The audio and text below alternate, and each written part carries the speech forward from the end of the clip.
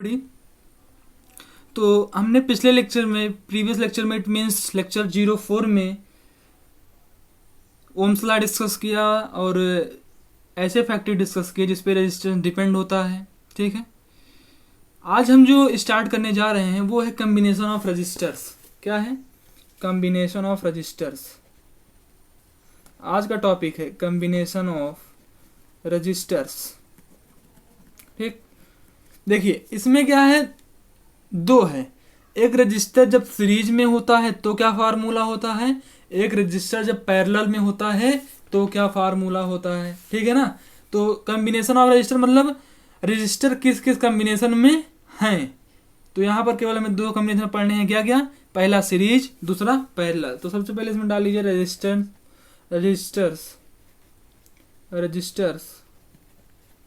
In series. ठीक, डाल लीजिए registers in series.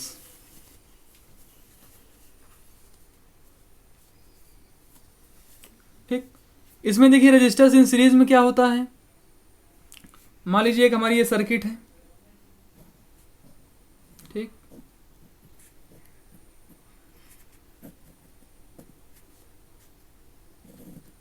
V volt की बैटरी लगी है।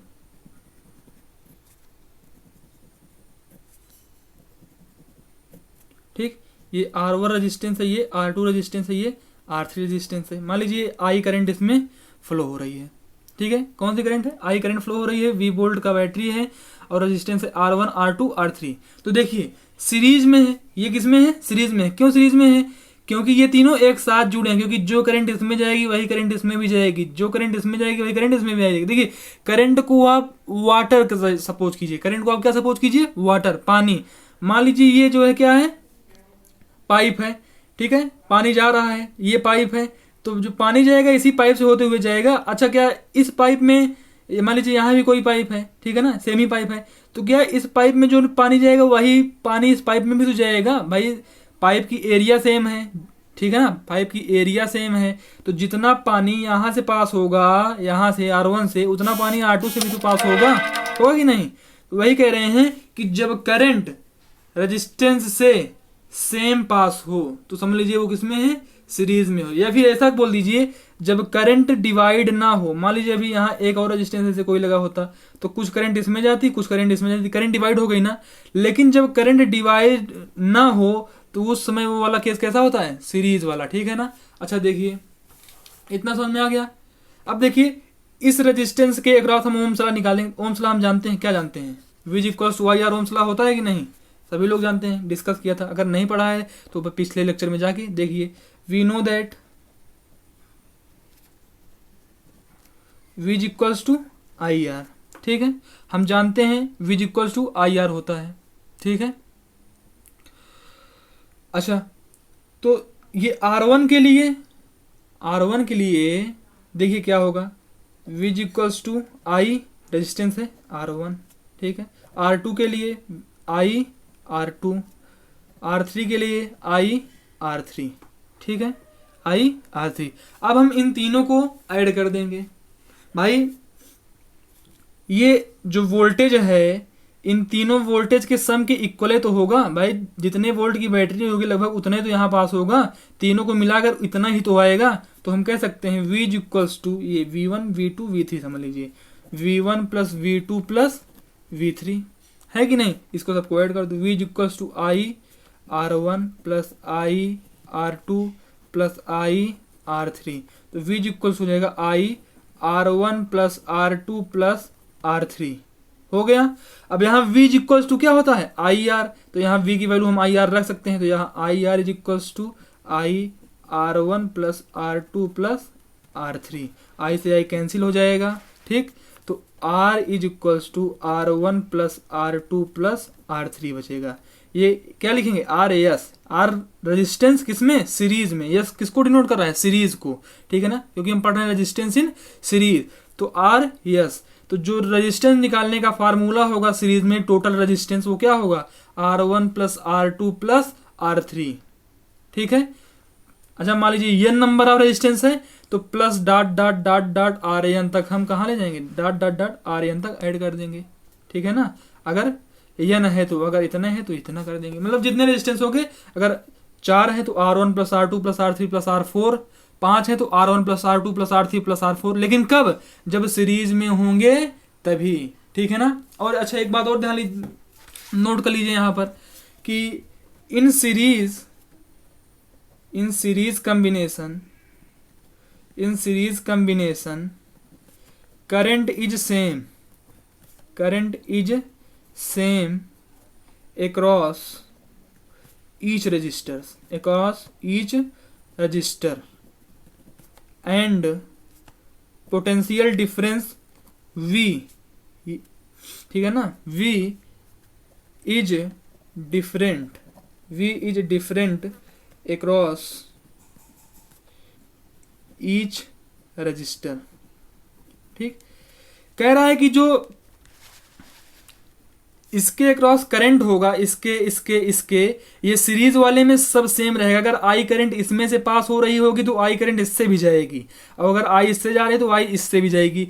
लेकिन इस केस में जो वी है ये इसमें कुछ होगा, इसमें कुछ होगा, इसमें कुछ होगा। मतलब कहने का मतलब जो वी होगा, पोटेंशियल डिफरेंस, जो वोल्टेज होगा, वो R1 में, R2 में, R3 में अलग अलग होगा। किस केस में, सीरीज के केस में। ठीक, आई थिंक इतना समझ में आ गया होगा। इसके बाद आते हैं हम रजिस्टर्स इन पैरेलल। ठीक है, रजिस्टर्स इन पैरेलल डालिए, रजिस्टर्स इन पैरेलल। ठीक, सर्किट बनाइए एक,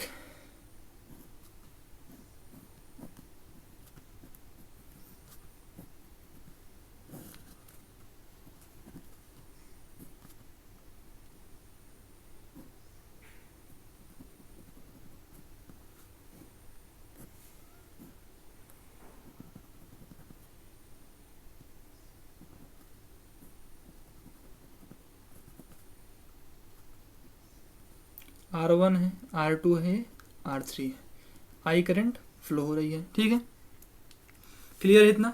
अब देखिए, ये आई करंट यहां से निकलेगी तो ये पानी जा रहा है भाई। हमने कहा कि करंट को आप वाटर सपोज कर लीजिए, ये वाटर यहां से जाएगा, इसके 3 रास्ते हैं, तो कुछ वाटर इसमें से जाएगा, कुछ वाटर इसमें से जाएगा, कुछ वाटर इसमें से जाएगा। श्योर है क्या सेम वाटर जाएगा सब में से? नहीं, सेम नहीं जाएगा भाई। किसी का कुछ रेजिस्टेंस है, किसी का कुछ रेजिस्टेंस है, किसी का कुछ रेजिस्टेंस है। रेजिस्टेंस समझ लीजिए, पाइप समझ लीजिए, ये इसकी एरिया कुछ है, इसकी एरिया कुछ है, इसकी एरिया कुछ है। जिसमें ज़्यादा एरिया होगी उसमें ज़्यादा पानी जाएगा, जिसमें कम एरिया उसमें कम पानी जाएगा। ठीक है ना। जैसे कहा, जिसमें ज़्यादा रेजिस्टेंस होगा उसमें ज़्यादा करंट जाएगी, जिसमें कम रेजिस्टेंस होगा उसमें जिसमें ज़्यादा रेजिस्टेंस होगा उसमें कम करंट जाएगी, जिसमें कम रेजिस्टेंस होगा उसमें ज़्यादा करंट जाएगी। ठीक है, तो यहाँ से आई आएगी तो इसमें मान लीजिए I1 करंट जाएगी, इसमें मान लीजिए I2 करंट जाएगी, इसमें मान लीजिए I3 करंट जाएगी।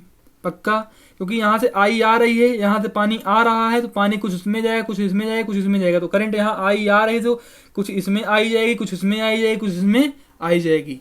तो यहाँ से हम कंक्लूड इसमें बताना चाहते हैं आप लोगों को, जो पैरेलल वाले केस में होगी, करंट हर जगह डिफरेंट होगी और वोल्टेज हर जगह क्या होगा, सेम होगा। इन तीनों रजिस्टर के क्रॉस वोल्टेज क्या होगा, सेम होगा, लेकिन जो करंट होगी वो डिफरेंट होगी। और सीरीज में क्या होता था, करंट सेम होती थी, वोल्टेज पोटेंशियल डिफरेंस जो है डिफरेंट होता था। ठीक है, अब हम आइए इसकी डेरिवेशन इसका कर लेते हैं। फ्रॉम ओम्स लॉ लिखिए, फ्रॉम ओम्स लॉ। देखिए, अगर डिराइव करने के लिए फार्मूला पूछेगा तभी डिराइव करिएगा, वरना जो है डायरेक्ट फार्मूला लगा के न्यूमेरिकल सॉल्व कीजिएगा, क्वेश्चन करिएगा। ठीक है ना। जानते हैं कि फार्मूला होता है ओम्स लॉ से V इक्वल्स टू IR। ठीक है, पक्का, इतना क्लियर है।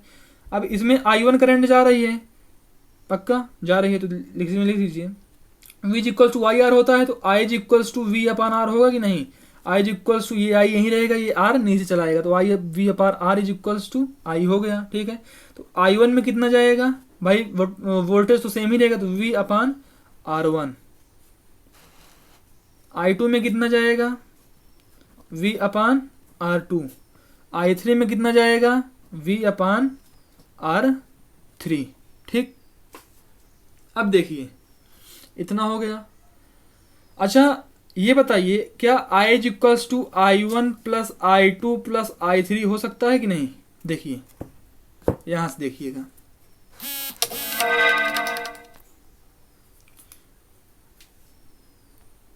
देखिए ये I करंट यहां से निकली, इसमें I1 जा रही है, इसमें I2 जा रही है, इसमें I3 जा रही है। जब ये I3 यहाँ आएगी, ये I2 यहाँ आएगा, ये I1 यहाँ आएगा, तो मिलाकर I1 ही तो होगा, क्योंकि यहाँ I1 ही तो यहाँ I ही तो I1 I2 और I3 में डिवाइड हुई है।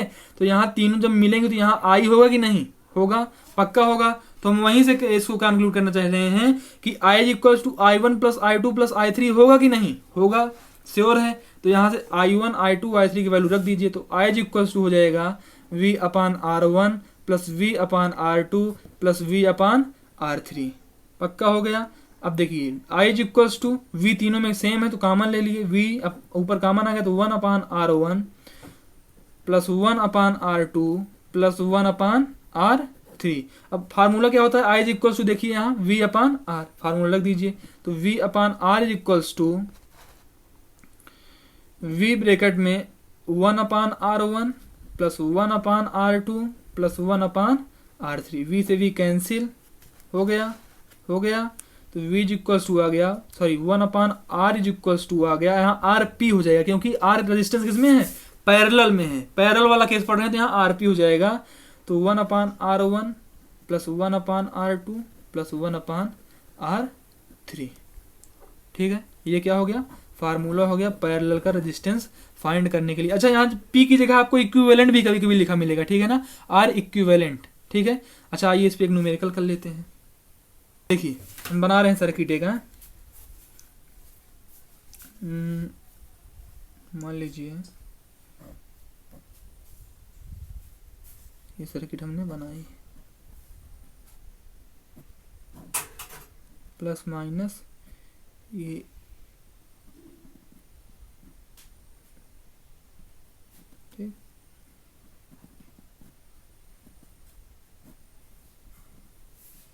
ठीक, ये वाला कितना है 2 ओम है, ये वाला मान लीजिए 3 ओम है, ये वाला 4 ओम है, यहाँ 6 वोल्ट की बैटरी लगी है, ठीक। अब हमें इसमें क्या निकालना है, पहला तो I निकालना है, क्या I किसको बोलते हैं, करंट। दूसरा क्या निकालना है, टोटल रेजिस्टेंस निकालना है, ठीक, टोटल रेजिस्टेंस निकालना है। और 3 ओम के क्रॉस क्या निकालना है, करंट निकालना है, करंट अक्रॉस 3 ओम, ठीक। तो देखिए सबसे पहले हम टोटल रेजिस्टेंस निकालेंगे। टोटल रेजिस्टेंस का हमने फार्मूला क्या बताया, 1 upon R is equals to 1 upon R1 plus 1 upon R2 plus 1 upon R3, ठीक। वैल्यू रखिए 1 अपान R1 क्या है, ये R1 R2 R3, तो 1 अपान 2 प्लस 1 अपान 3 प्लस 1 अपान 4, ठीक। 2 3 4 का एलसीएम लेंगे क्या आएगा, बताइए, आ जाएगा 2 1 जा 2 2 2 जा 4 2 2 जा 4 3 12, ठीक है। 12 इसमें भी मल्टीप्लाई, 12 इसमें भी, 12 इसमें भी, 2 6 जा 12 3 4 जा 12 4 3 जा 12 6 4 10 3 13 13 अपान 12 आ जाएगा, ठीक है। ये किसकी वैल्यू आ गई, 1 अपान RP, देखिए ये वैल्यू आई 1 अपान, ये value I 1 upon RP is equals to 13 upon 12। हमें लेकिन 1 अपान RP नहीं RP निकालना है, ठीक है। क्या निकालना है, RP। तो RP इज इक्वल्स टू हो जाएगा, भाई इसका रेसिप्रोकल करेंगे, इसका भी रेसिप्रोकल करेंगे तो RP हो जाएगा। तो RP इज इक्वल टू हो जाएगा, जितना आया रहेगा, जैसे 1 अपान RP 13 अपान 12 आया है तो RP कितना हो जाएगा, इसका अपोजिट 12 अपान 13। टोटल रेजिस्टेंस कितना आ गया, 12 अपान 13। अब क्या फाइंड करना है इसके बाद, करंट। तो current formula V equals to IR, V हमें दिया गया कितना 6 वोल्ट, I कितना आ गया, I भी I फाइंड करना है, तो I इंटू R कितना आ गया 12 अपान 13, 6 1 जा 6 6 2 जा 12। अब ये 13 इधर चला आएगा, 13 इज इक्वल्स टू 2I, तो I is equals to 13 upon 2 ampere, इतना आ गया। अब 3 ओम के क्रॉस करंट पूछा है, ठीक है। क्या पूछा है, 3 ओम के क्रॉस करंट। तो ये पैरेलल वाला है, तो पैरेलल में V हमेशा क्या रहता है, सेम। तो वोल्टेज तो यहाँ 6 वोल्ट ही रहेगा। और रेजिस्टेंस कितना दिया है, 3 ओम के क्रॉस पूछा है, क्या पूछा है, करंट। तो करंट हम निकाल लेंगे, V is equals to I R से, तो I इज इक्वल्स टू हो जाएगा V upon R, I is equals to VA है, R नीचे चला आएगा। अब V हमें 6 दिया है और R 3 दिया है, तो 3 2 जा 6, 2 एम्पियर, ठीक है ना। तो 3 ओम रेजिस्टेंस के अक्रॉस कितना करंट आ जाएगा, 2 एम्पियर, ठीक। ये इस पे क्या हो गया, न्यूमेरिकल हो गया, ठीक। तो आगे हम क्या पढ़ेंगे, heating effect of electric current, ठीक है। तो जैसे किसी ऑब्जेक्ट से कुछ करंट पास होगा तो वो ऑब्जेक्ट हीट भी होगा कुछ ना कुछ, ठीक है ना। तो वो कितना होगा, ठीक है ना, उसी हीट को निकालने के लिए हम एक फार्मूला पढ़ने चल रहे हैं, एक फार्मूला डिराइव करने चल रहे हैं कि कोई ऑब्जेक्ट कितना होगा जब उससे कुछ करंट पास हो रही होगी तब, ठीक है, ठीक है। तो इसमें लिख लीजिए, if Q amount of charge flow through a potential difference of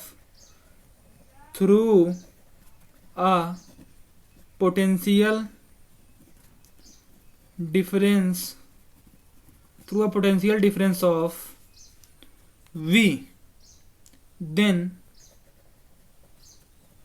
work done कितना हो जाएगा, W is equal to Q into V. अगर कोई Q charge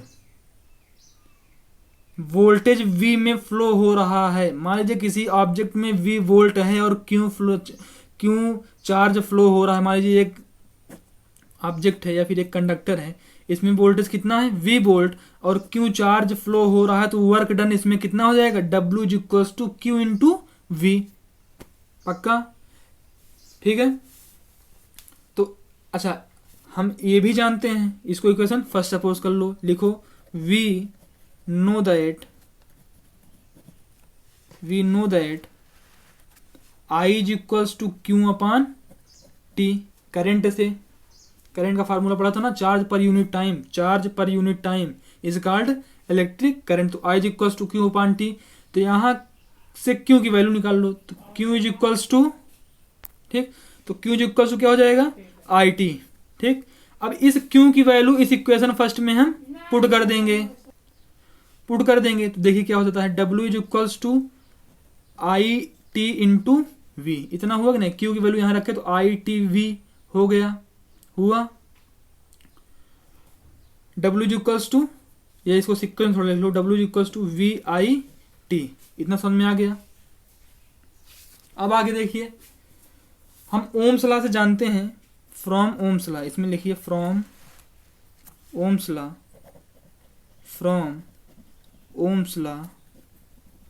V is equals to IR। अब यहाँ V की वैल्यू हम रख देंगे इसमें, तो W is equals to IR into I into T। V की जगह हम क्या रख दिए, IR, तो W इज इक्वल टू क्या हो जाएगा, I से I मल्टीप्लाई होगा तो I स्क्वायर हो जाएगा और RT, I स्क्वायर RT, यही क्या है, जूल्स लॉ ऑफ हीटिंग। क्या है, जूल्स लॉ ऑफ हीटिंग, यही क्या है, जूल्स लॉ ऑफ हीटिंग, या फिर इसको heating effect of electric current भी हम कह सकते हैं, ठीक है। इसको हम जूल्स लॉ ऑफ हीटिंग भी बोल सकते हैं, अगर डिराइव करने के लिए कहे जूल्स लॉ ऑफ हीटिंग तो ऐसा डिराइव कर लीजिएगा, और अगर heating effect of electric current आता है तब भी ये फार्मूला लगेगा H is equal to I square R T, और जूल्स लॉ ऑफ हीटिंग आता है तब भी ये लगेगा H is equal to I square R T. अब देखिए H is equal to I square R T, यहां से देखिए H is directly proportional to I square है, जब H बढ़ेगा, जब करंट बढ़ेगी तो हीट भी बढ़ेगी, ठीक, और ये आर के भी डायरेक्टली प्रोपोर्शनल है और टी की भी डायरेक्टली प्रोपोर्शनल है, यह स्मॉल टी रहेगा, ठीक है ना, टाइम को हमेशा स्मॉल टी से डिनोट करते हैं, ठीक है। तो जब रेजिस्टेंस बढ़ेगा तो कंडक्टर की या फिर मटेरियल की हीट भी बढ़ेगी, जब टाइम बढ़ेगा तब भी हीट बढ़ेगी, जब करंट बढ़ेगा तब भी हीट बढ़ेगी, ठीक है ना, इतना समझ में आ गया। अब आ जाइए किस पे, इस पे एक न्यूमेरिकल कर लिया जाए, चलिए ठीक है, लिखिए a current of 1 ampere is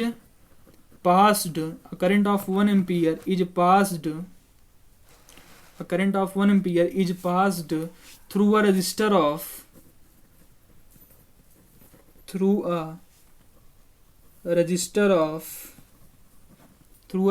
of resistance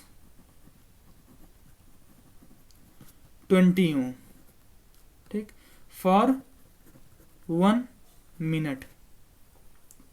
Find the heat produced in the resistors. Find the heat produced in the resistors. Find the heat produced in the resistors. ठीक है, कह रहा है ये कोई रेजिस्टेंस है ये, ठीक है, रेजिस्टेंस कितना है 20 ओम दिया गया है, ठीक है। टाइम यहाँ कितना दिया गया है, गिवन में क्या क्या दिया गया है, टाइम कितना दिया गया है 1 मिनट, मतलब टाइम हमेशा सेकंड में रखेंगे, ठीक है ना। तो 1 मिनट बराबर 60 सेकंड दिया गया है, टाइम दिया गया है 60 सेकंड, ठीक है। रेजिस्टेंस दिया गया है 20 ओम, करंट दिया गया है आई 1 एम्पियर, पूछ क्या रहा है एच, हीट वही पूछ रहा है।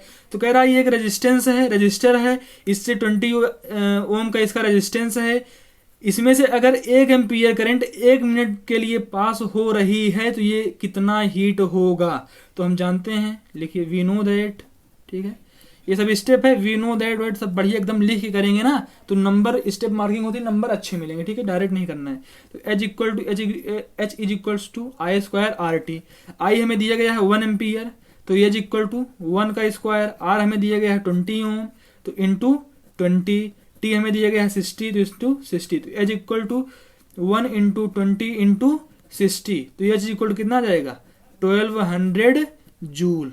हीट किस में आएगी, जूल में, मतलब इसकी एसआई यूनिट क्या होगी, जूल होगी, ठीक है ना। जैसे रेजिस्टेंस की एसआई यूनिट ओम होती थी तो रेजिस्टेंस किस में लिखा जा रहा है, ओम में, 20 ओम। वैसे यहाँ हीट की एसआई यूनिट क्या होगी, जूल, क्योंकि जो हीट है, जो हीट प्रोड्यूस हो रही है किस में लिखा जा रहा है, जूल में।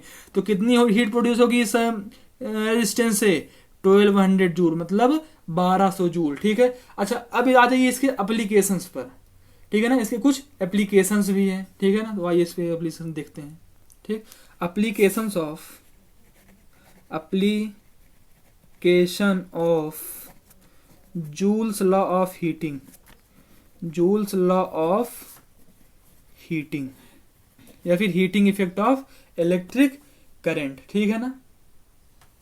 तो सबसे पहला एप्लीकेशन है, इट इज यूज्ड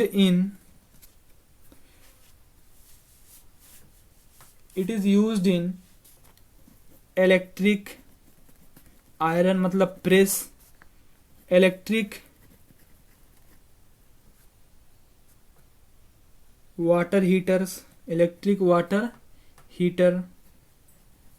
ठीक है, या फिर इलेक्ट्रिक टेस्टर वही बोलते हैं, इलेक्ट्रिक टोस्टर,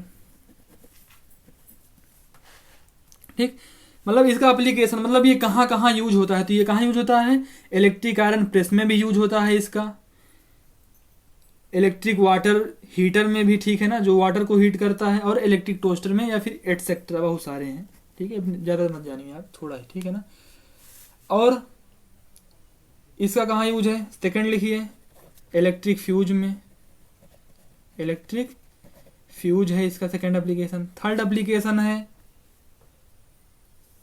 इलेक्ट्रिक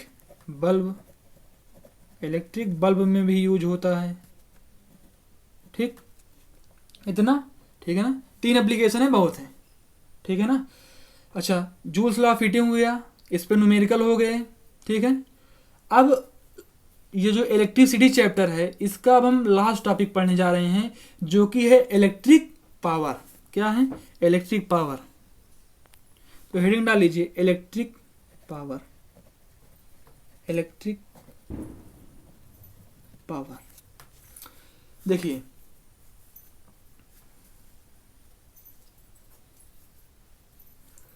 पावर का फार्मूला, सबसे पावर के फार्मूले से हम इसकी डिफिनीशन डिराइव करेंगे, ठीक है ना। डिफिनीशन आपको रटनी नहीं है। देखिए, पावर का फार्मूला होता है वर्क अपॉन टाइम, ठीक है। और वर्क क्या, एनर्जी हम लिख सकते हैं, क्योंकि एनर्जी से ही तो वर्क होता है भाई। हमारी कुछ एनर्जी, जब हम दौड़ेंगे तो वर्क कुछ ना कुछ होगा, और दौड़ेंगे तो हमारी कुछ ना कुछ एनर्जी लॉस होगी कि नहीं। तो एनर्जी लॉस हुई तो क्या हुआ, वर्क डन हुआ। तो वर्क को हम एनर्जी लिख सकते हैं, तो एनर्जी अपॉन टाइम हो गया, ठीक है ना। तो इसकी डिफिनेशन अब क्या बन सकती है, energy energy per unit time, energy per unit time is called power. Energy per unit time is called power.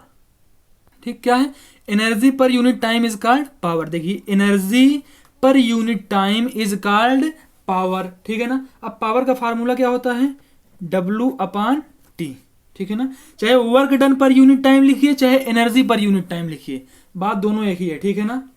ठीक, चलिए अच्छा, अभी हमने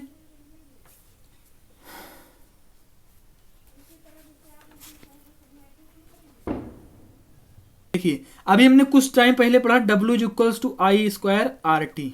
ठीक, ये W यहाँ इसको हम H भी लिख सकते हैं, हीट, ठीक है ना। वर्क डन कुछ ना कुछ होगा तो हीट प्रोड्यूस होगी, इसलिए वहाँ H भी लिख दिए थे। यहाँ देखिए W is equal to I square R T पढ़े हमने, पढ़ा, ये यहाँ सॉरी स्मॉल टी रहेगा। अब इस W की वैल्यू यहाँ पर रख दीजिए, तो क्या हो जाएगा, I square R T upon T, T से टी कैंसिल, तो पावर का फार्मूला हो जाएगा P is equal to I square R. ये किसके किसके टर्म है, आई और आर के टर्म में है, ठीक है ना। आई और आर के टर्म में है। अच्छा, अब आप ये भी जानते हैं ओम्स लॉ से, जानते हैं ना। देखिए विज फ्रॉम ओम्स लॉ, लिखिए from Ohm's law, from Ohm's law V is equals to I R, तो I is equals to V upon R. तो इस आई की वैल्यू यहां रख दीजिए, तो क्या हो जाएगा, देखिए P is equals to I square R है, यहाँ आई की वैल्यू V अपान आर रखते हैं, तो V अपान आर का होल स्क्वायर इंटू आर, क्या हो जाएगा, V square upon R square into R, एक आर से एक आर कैंसिल, तो पावर जो हमारा बचेगा वो क्या हो जाएगा, P is equals to V square upon R. ये किसके किसके टर्म में है, V और R के टर्म में है। ठीक, पावर का एक फार्मूला ये हुआ, एक फार्मूला आई स्क्वायर आर ये हुआ, एक फार्मूला ये और पढ़ेंगे। ठीक, देखिए हमने क्या पढ़ा, P is equal to V square upon R. V को हम आई आर भी लिख सकते हैं ओम्स लॉ से, फ्रॉम ओम्स लॉ लिख सकते हैं कि नहीं, पक्का लिख सकते हैं ओम्स लॉ से। V is equals to I R, तो यहाँ V की वैल्यू हम यहाँ रख देते हैं, तो P is equal to I into R का होल स्क्वायर, क्योंकि यहाँ V स्क्वायर है अपान आर, क्या हो जाएगा, I square R square, I square R square upon R, एक आर से एक R cancel, P is equal to I square R. ठीक, ये तो वही आ गया, P is equal to I square R. अच्छा एक minute,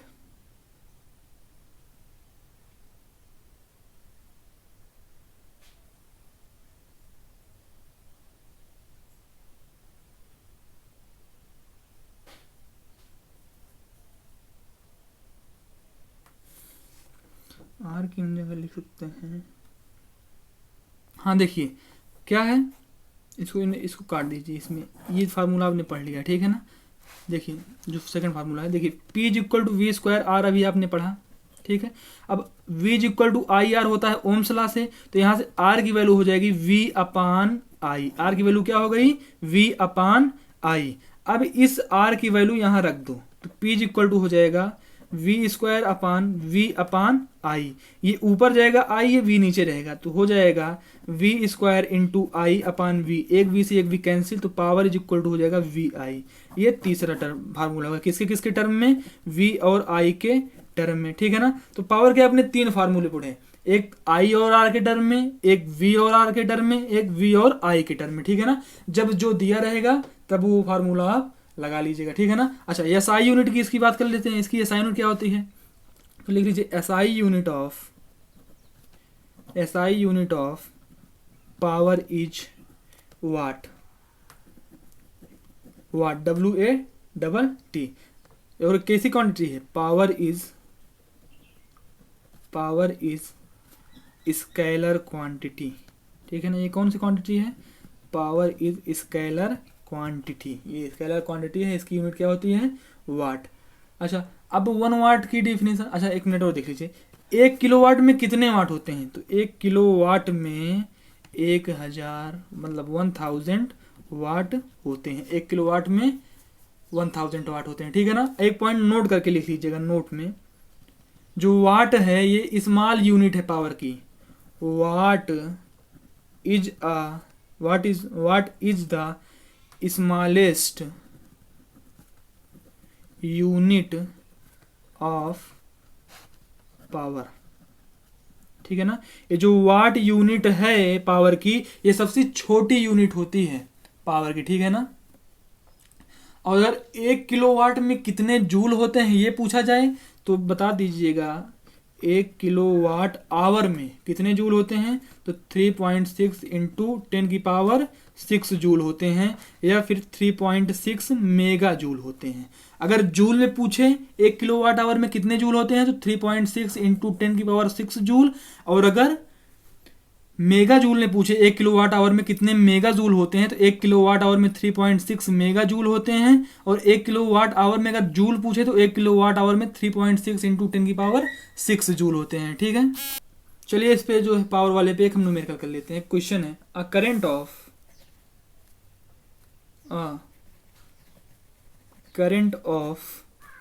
0.45 ampere flowing in a resistor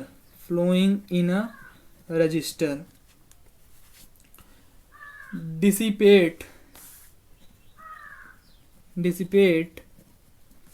100 joule of energy in 1 second,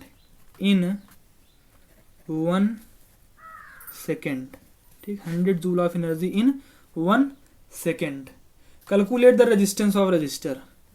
calculate the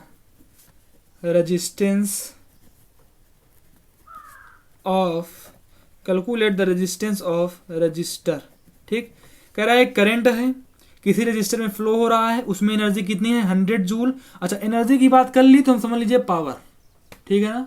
या वहाँ हीट, अगर हीट की बात करती है इसमें भाई देखिए रेजिस्टेंस कैलकुलेट करने के लिए बोल रहा है, तो इसलिए हमारा पावर पे ध्यान नहीं गया एनर्जी को देखने के बाद। अगर हीट की बात करता तो एनर्जी देखने के बाद तुरंत पावर पे जाता, ठीक है ना। कि पावर, सॉरी क्या दिया गया है? एक तो एनर्जी दी गई है 100 जूल, और दूसरा हीट को कैलकुलेट करने के लिए बोला है, इसीलिए इज इक्वल टू I²RT। लेकिन यहाँ रेजिस्टेंस पूछा है और एनर्जी दी गई है, तो इसका मतलब पावर। तो पावर का फार्मूला देखिए यहाँ दिया क्या गया है, गिवन लिख लीजिए पहले। रेजिस्टेंस पूछ रहा है रजिस्टर का, गिवन I दिया गया है 0.45 एम्पियर, ठीक है। एनर्जी दी गई है, मतलब पावर वही दिया गया है, कितना? 100 जूल। कैलकुलेट क्या करना है? R, ठीक है, ये कैलकुलेट करना है। तो हमने फार्मूला क्या पढ़ा है? आई और आर और पी के टर्म में एक फार्मूला पढ़ा है जिसमें आई, पी और आर है पावर का। वो फार्मूला है P इक्वल्स टू I²R, ठीक है। पावर यहाँ कितनी दी गई, यहाँ निकालना हमें रेजिस्टेंस है, तो रेजिस्टेंस कितना हो जाएगा? P/I²। ये भाई P ये है और R निकालना है, तो R यही रहेगा, P/I² नीचे लगेगा, तो P/I² हो जाएगा, R इक्वल टू, ठीक है ना। तो यहाँ हम P की वैल्यू रख दे रहे हैं 100 और I² 0.45 इंटू 0.45, ठीक है। इसको मल्टीप्लाई करेंगे तो क्या आएगा, ठीक। तो R इक्वल टू कितना आ गया? 100/0.45 का होल स्क्वायर। भाई 2 बार मल्टीप्लाई, इसका मतलब होल स्क्वायर। और जब इसको हम सॉल्व करेंगे तो रेजिस्टेंस आ जाएगा 493.8 ओम, ठीक है। रेजिस्टेंस कितना जाएगा? 493.8 ओम, ठीक। तो ये जो है ये हमारा चैप्टर खत्म हो गया। अगर आपको इसमें किसी भी, इस पूरे चैप्टर में किसी भी टॉपिक में प्रॉब्लम होती है तो जिस वीडियो में प्रॉब्लम है उसमें कमेंट बॉक्स में कमेंट कीजिए जो आपको प्रॉब्लम है। Okay, thanks for watching.